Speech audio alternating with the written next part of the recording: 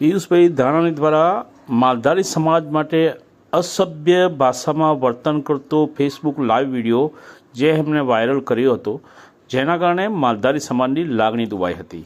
આખરે પિયુષભાઈ ધાનાણીએ દક્ષિણ ગુજરાતના સૌ આગેવાનોની હાજરીમાં માફી માગી છે. જય ઠાકર, જય ગૌ માતા.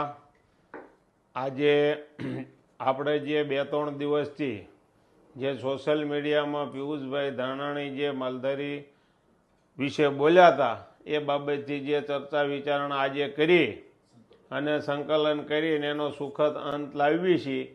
અને એ બાબતમાં કોઈનું દિલ દુખાણું હોય તો પિયુષભાઈ માફી પણ માંગી લીધી છે.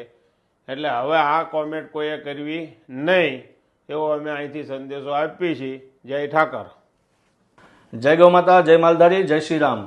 આજરોજ પિયુષભાઈ ધાનાણીનું જે સુખદ સમાધાન આવ્યું છે, આજે એમને માલધારી સમાજની માફી માંગી છે.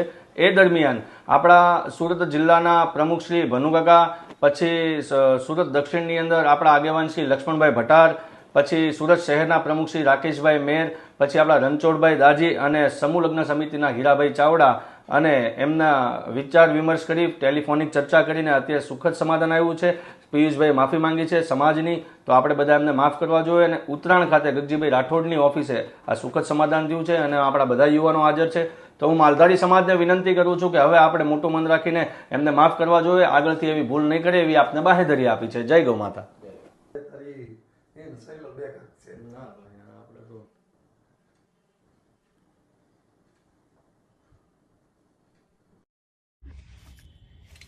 નમસ્કાર.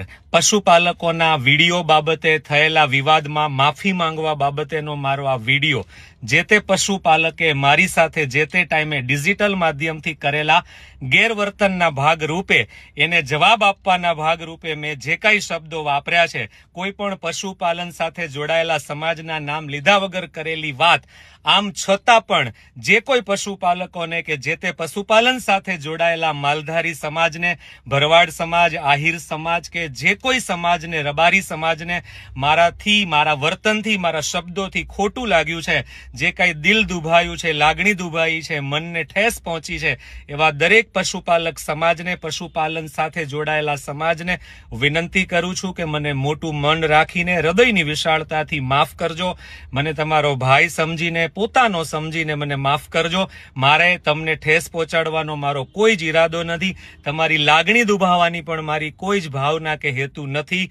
આપ સૌ સાથે મને જોડાવું ગમશે અને પશુપાલન સાથે જોડાયેલા સમાજની સારી વાતો લોકો સુધી ડિજિટલ માધ્યમથી પહોંચાડવાની મને ફરી તક જોઈએ છે. એ કામ કરતો આવ્યો છું, કરતો રહીશ. આવી મારી ભાવના આપ સમક્ષ રજૂ કરતાની સાથે ફરી એક વખત વિનંતી કરું છું કે જે કોઈને મારી વાત, વર્તનથી, મારા શબ્દોથી દુઃખ પહોંચ્યું છે, એવા દરેક સમાજ, એવા દરેક વર્ગના લોકો મને હૃદયની વિશાળતાથી માફ કરજો.